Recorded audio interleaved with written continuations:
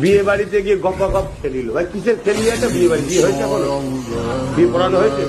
খেয়ে ফেললেন কেন? এমন তো হতে পারে খাবার পরে বিয়েটা হয়ে গেল। কিসের খানা খেলে? এই হতে পারে না, পারে না। এই সমাজে হয় না, হয় না।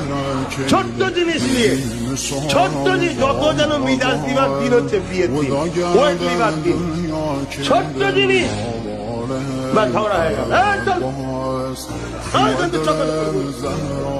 তাহলে আগে খেয়ে ফেললে হয়, আগে যে লেখাটা করে নিতে হয়। ইজাব কবুল হয়ে গেল, খানা খাচ্ছ। কিসের খানা? আর তার আগে যেটা খানা খেলে কিসের খানা? বিয়ে তো হয় কবুল বলেছে, কার বাড়িতে খাচ্ছে?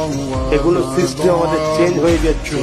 বড় রাত 12টায় সন্ধ্যে থেকেই সব গল্প না, এগুলো করবেন না। জিনিসটা ছোট মনে হচ্ছে না, এটা ভুল।